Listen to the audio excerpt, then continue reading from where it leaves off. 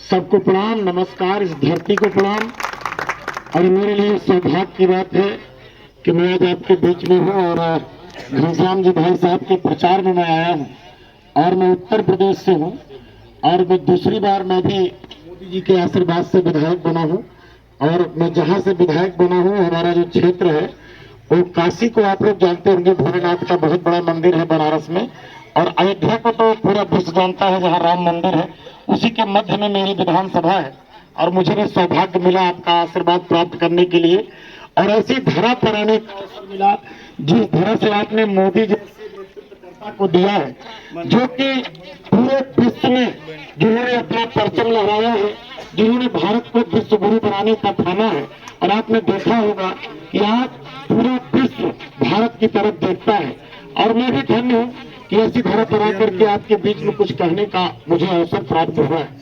जैसा मुझे जानकारी मिली कि आपके जिस बस्ती में मैं आया और यह भारतीय जनता पार्टी, अभी हमारी बात हो रही थी घनश्याम जी भाई साहब से। घनश्याम जी भाई साहब ने कहा कि मुझे पता भी नहीं था कि मेरा टिकट इधर से हो रहा है।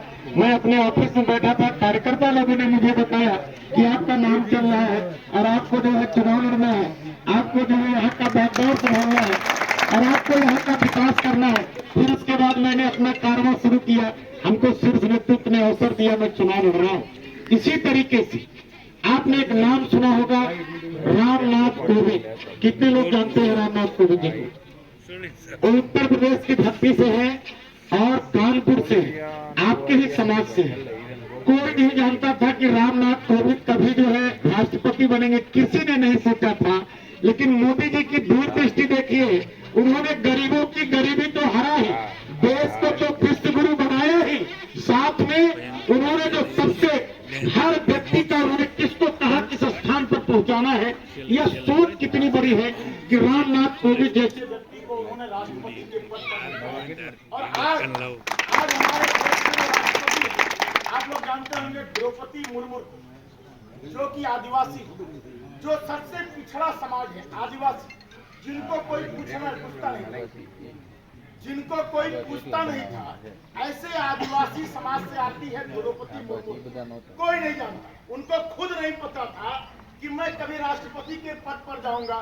लेकिन मोदी जी ने जब उनका नाम लिया और जब राष्ट्रपति बने, पूरे देश के आदिवासी समाजों के अंदर कितनी जागरूकता हो गई, भाजपा।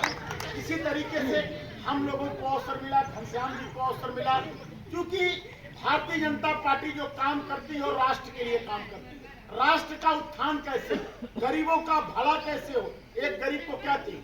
अभी मैं पूछ रहा था भाई साहब से कि आपके यहाँ तो गरीबी तो बहुत नहीं होती, आपके यहाँ सबसे निचला स्तर कौन है, सबसे गरीब किसको कहा जाता है?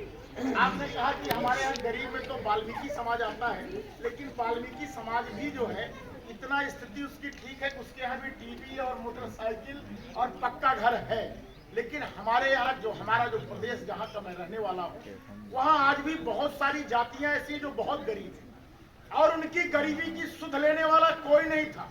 लेकिन जब गुजरात का बेटा, आपका भाई, आपके घर का एक व्यक्ति जब इस देश का प्रधानमंत्री बना, उन गरीबों की गरीबी को हरने के लिए क्या क्या योजना उन्होंने चलाई, चाहे वो आवास हो, चाहे वो शौचालय हो, चाहे गैस का चूल्हा हो, चाहे हर घर बिजली पहुंचाने की बात हो, चाहे हर घर में पानी पहुंचाने की बात हो, चाहे किसानों को किसान सम्मान निधि दे करके किसानों की खेती की उपज करने की व्यवस्था करने की बात हो। आज मोदी जी ने हर काम किया। मैं इसलिए आपके बीच में आया, मैं पूरा देश कहता है कि मोदी जी ईश्वर है। भाई हमारे पूर्वजों ने बताया कि राम है, हनुमान है, लक्ष्मण है, हम लोग उसी को पूर्वजों ने जो बताया हम लोग उनकी पूजा करते चले आए। और आज जब मोदी जी की सरकार आई तो आज रामलला का मंदिर भी अयोध्या में बन रहा है, काशी विश्वनाथ बन रहा है, आपके चारों धाम जो चाहे वो आपका चारों धाम